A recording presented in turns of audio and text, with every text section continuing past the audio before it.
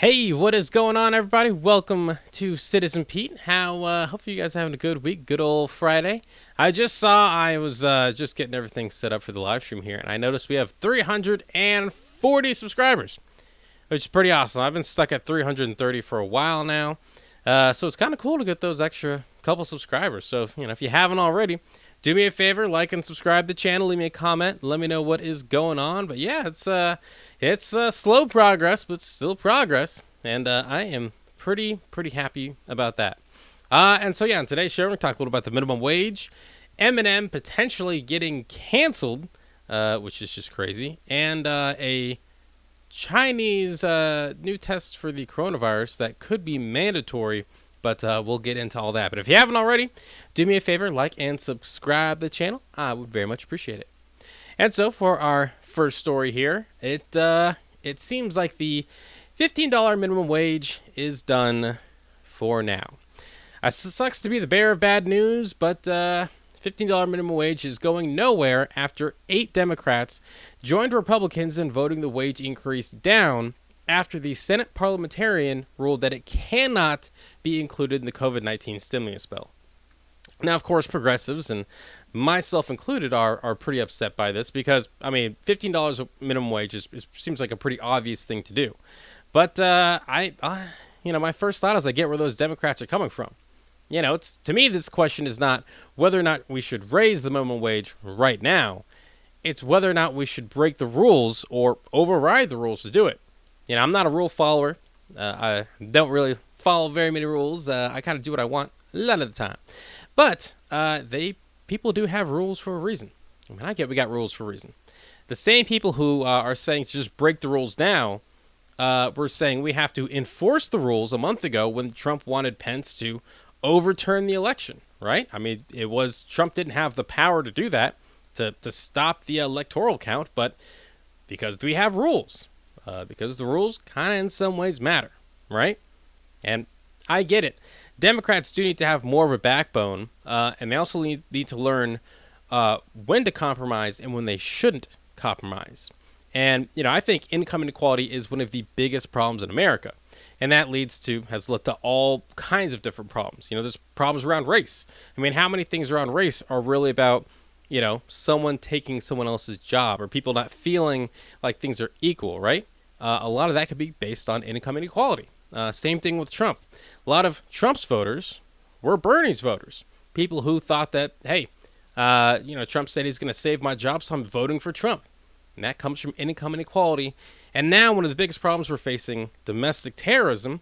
A lot of these domestic terrorists are really pissed off because they think Democrats are taking their jobs away from them, right? It all comes back to income inequality. And so obviously I am in support of something that would reportedly bring more than 1 million people out of poverty. But what many on the far left fail to mention is that this would also cost 1 million jobs. If we raise the minimum wage to $15 an hour, it would cost 1 million people their jobs while raising 1 million people out of poverty. So it's definitely something that is just not a clear-cut issue. And Bernie Sanders actually had a great proposal to raise the minimum wage only on large corporations through tax proposals. But by many that was viewed, on the left, that was viewed as caving, right? That was caving. So now we'll just have to scrap the whole thing and essentially start over again. This whole thing isn't over, though. The minimum wage will definitely go up at some point during Biden's administration. Again, a lot of the progressives are angry that it hasn't happened now, but I think we are only, 6 or 7 weeks into the 4 years of the Biden administration. So, it's coming, but just maybe not right now. It just unfortunately won't be happening in this bill. But even Mitch McConnell has said he's open to raising the minimum wage in some way. So, again, this is going to happen. It sucks that it didn't happen right now, but just stay tuned, and, it's all on the way. Hey, what is going on, everyone? Thanks so much for stopping by, checking out Citizen Pete Live. I really appreciate it. Do me a favor, go ahead and like and subscribe to the channel, and I will be right back.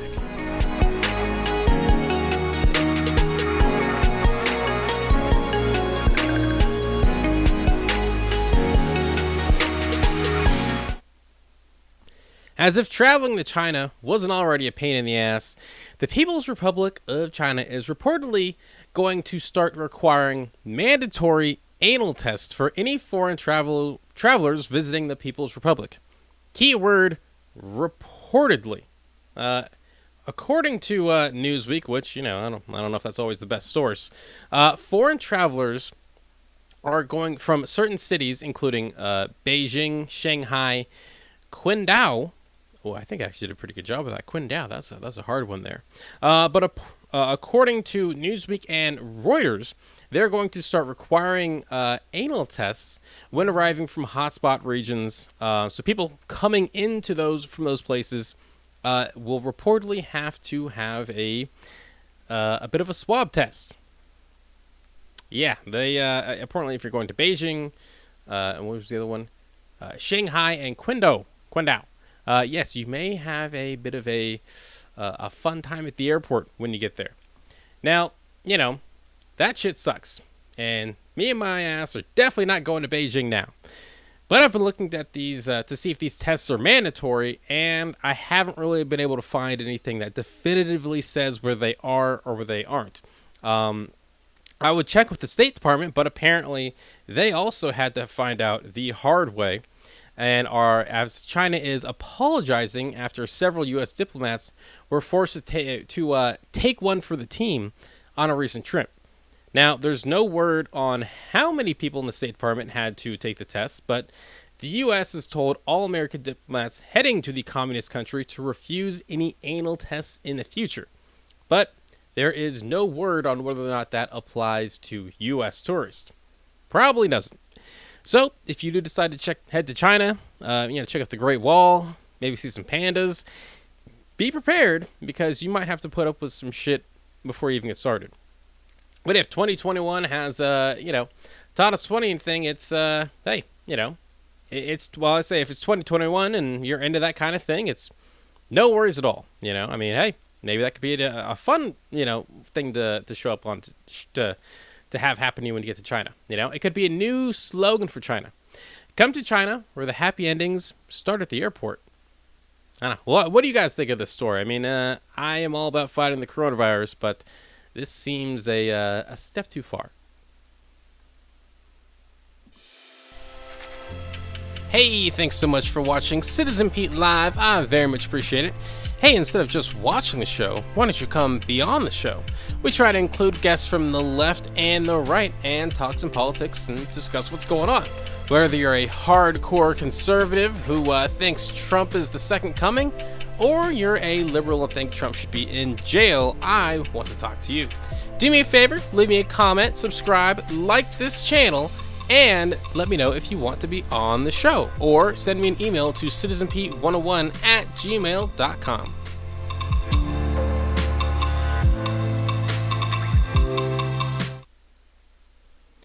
It looks like Generation Z is telling the real Slim Shady to clean out his closet for real.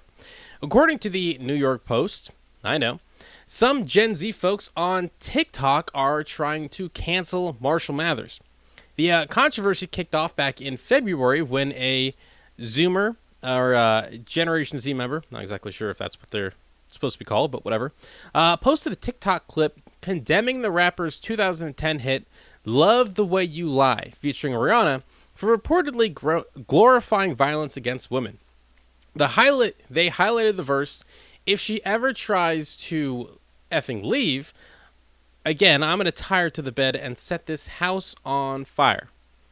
Which, that's maybe not one of Eminem's greatest lines there, but I think the most surprising thing about this story is that this is the song that Generation Z wants to kill.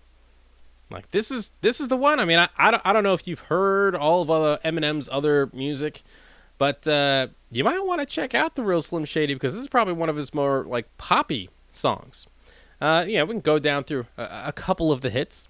May I first suggest Stan, where he talks about putting his girlfriend in the trunk of a car and driving off a cliff.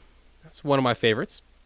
Also, there is Guilty Conscience, which is a very, very good one with Eminem, where he encourages a man to rape a drunk woman and also tells another man to kill his cheating wife. Or hey, maybe Kim is more up your alley, where M murders his then wife on the track. Let me read some lyrics for you. Don't you get it, bitch? No one can hear you. Now shut up and get what's coming to you. You were supposed to love me. Now bleed, bitch, bleed. Bleed, bitch, bleed. That's some good old classic Eminem right there. Now, honestly, I love Eminem. Definitely like the old Shady. Not as much with the new Shady. He's okay. It's good. But, hey, I love the classics. But, and I get this idea that we have to reevaluate what's acceptable in society as societies change. I mean, conservatives are constantly ranting against cancel culture nowadays, but that's how shit's always worked. It's not new. One point it was fashionable to say the N-word or, call anything that was bad gay. Can't do that shit in 2021. But let's not cancel Shady. Not yet.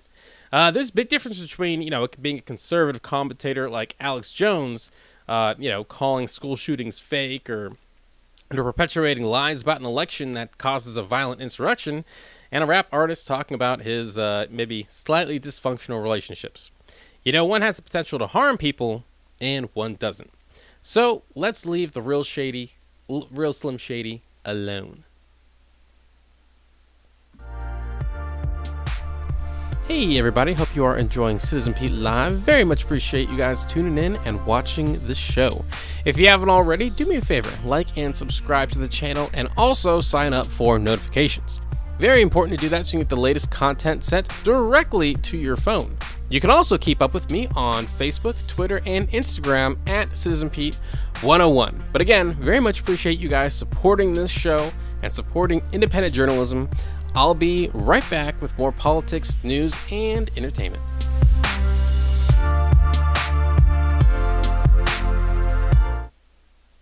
Hey, what is going on, everyone? If you haven't already, do me a favor, like and subscribe to the channel. Leave me a comment. Let me know what you think. This isn't, even though I won't hear by myself, this is not a solo show. Let me know what you guys are thinking out there.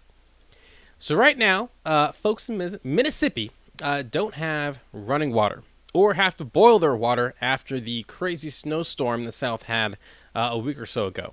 But lawmakers in the great state of Mississippi are focusing on the important shit, like making sure trans people can't participate in sports.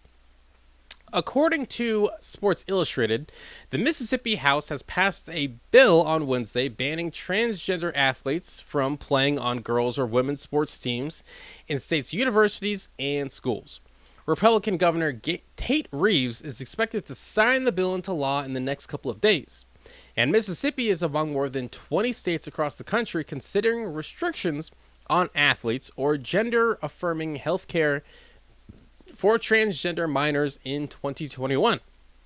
That was a mouthful. That's a quote from ESPN right there. Well, at least something has finally gotten conservatives interested in women's sports.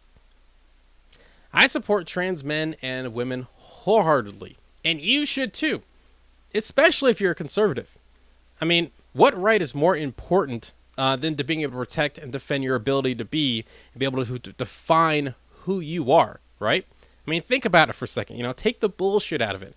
Do you want the government to tell you if you're a man or if you're a woman? I mean, it seems like even more important than whether or not you can have a gun or not, right? Do you want the government to be able to tell you what you can or can't do with your own body? I mean, if you're against government control, why the hell would you support this bill? Doesn't make any sense. Well, tangent aside for a second, but I do get there has to be a level playing field in sports. Fair is fair. Men are just physically superior, and there is no way, repeat, no way a man could ever beat a woman.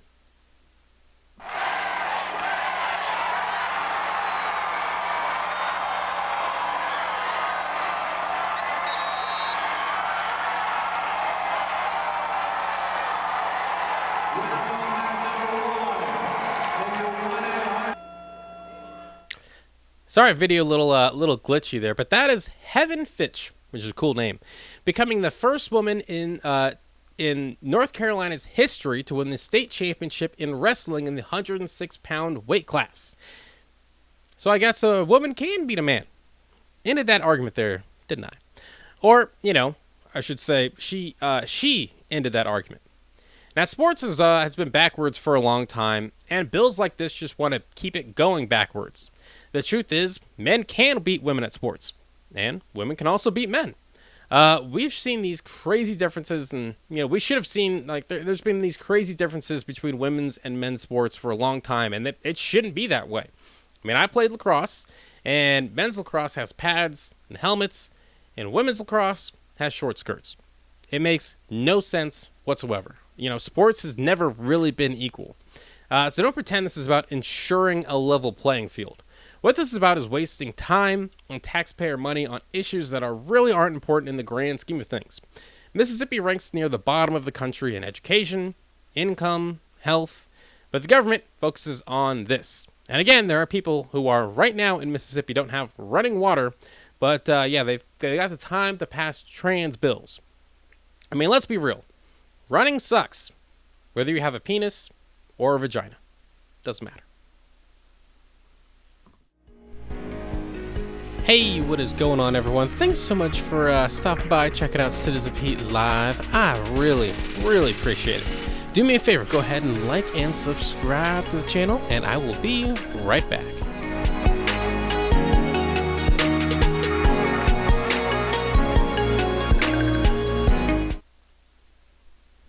So one of my favorite childhood movies is getting a 2021 remake. I'm, of course, talking about that Space Jam. But some people are a little less enthused about the movie when the trailer came out. And for once, they're not complaining about LeBron. All right, take a quick look at this. Okay, so here is... Oops. Oop, wrong one. Actually, we're going to take a quick little break. Hold on a sec.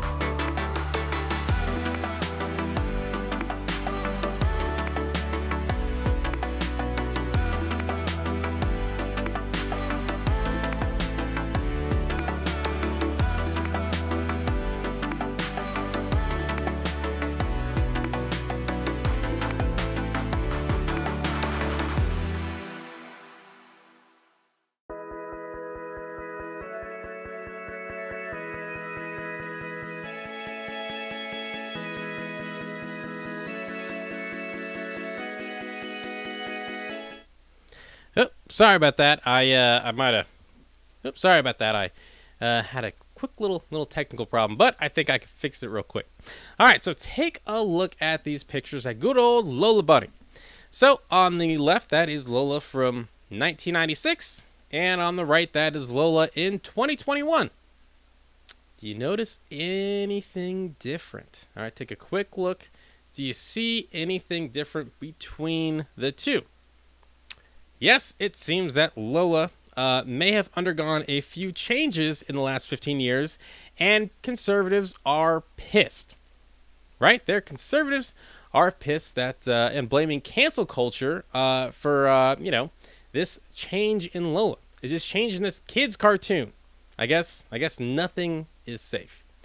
And it's funny how conservatives call liberal snowflakes then lose their shit because they can no longer masturbate to a fictional rabbit. Kind of really makes you wonder what those guys are doing at home. Anyway, this is definitely one of those ones I've been called a crazy commie before, or a soy boy. I had to look that one up on the internet, another one, the other day. But I think this shit is great, right? I mean, it's weird we were, sexualizing a cartoon rabbit anyway. And it's not hard to understand where women get this idea of women, or where men get this idea of women being sex objects when it's in all these cartoons, right? I mean, look, I love Pepe Le Pew back in the day. You guys remember Pepe Le Pew? Yeah, I used to love him as a kid. But now I watch it and I'm like, damn, Pepe is a rapist. Yes, Pepe Le Pew is a damn rapist. Something wrong with that guy, right? And yeah, that's a kid's cartoon. Well, it was a kid's cartoon back when I was a kid. And yeah, that shit is real weird looking back on that now. So before you attack liberals, or Space Jam or LeBron, think about your own wife, or your daughter, or your sister, or maybe a female friend if you have one, and all of the harassment they get from men. Think about how much that pisses you off that there are all these dudes out there who, think they have the right to catcall and say, disgusting shit to the women in your lives. Where do you think they got that attitude from? Where do you think that comes from initially? You don't have to look very far. Anyhow, we live in a world where we should stop giving characters double D's in kids movies. I mean, we probably can't agree on much, but we should be able to agree on that. And if you don't like it, I have a very, very simple solution for you. Just don't watch the movie. It's that simple. Hey, if you're watching the show here and you like what you see, do me a favor and follow me on Facebook at CitizenPete101. You can also follow me on Twitter at CitizenPete101 again, and on Instagram at, you guessed it, CitizenPete101. I'll be right back with some more news, politics, and entertainment.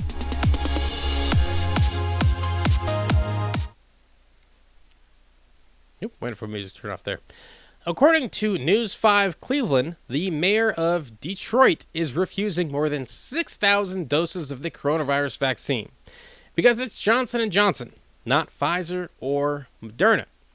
And of course, Cleveland was the first place where I saw this news being reported, because if there's one thing that Cleveland wants you to know, it's could be worse, though at least we're not Detroit. We're not. They are not Detroit. Now, Detroit Mayor Mike Dugan turned down the coronavirus vaccine because it's the Johnson & Johnson variety. That is only 72% effective against the COVID-19 virus versus the 95+% effectiveness of the other vaccines on the market. I guess Detroit is back to gambling. It's a gambling city. And sometimes you got to know when to hold them, and sometimes you have to know when to fold them. I'm not a gambler, but when it comes to protection against a deadly virus, I'll take what I can get. It's much better than my current solution to fighting the coronavirus, which has been whiskey, which it works in two ways. First, a random German doctor said that it protects against the virus, which is good enough for me. Also, if you drink too much, you get drunk and can't leave your house anyway. Problem solved. But seriously, drinking whiskey to avoid COVID is about as stupid as it is, almost as dumb as holding out for the right vaccine. Months ago, doctors were hoping and praying, I know, weird, maybe doctors praying, for a vaccine that was maybe 70% effective. So it's great that we've got some really good vaccines out there, but let's not get crazy. 70% isn't as good as 95%, obviously, but it's a hell of a lot better than zero.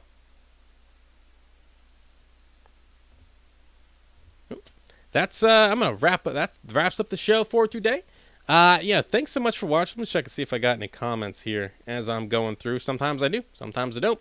It's Friday, I get it. I'm about to go, have a couple drinks myself and hang out, not watch live things on YouTube.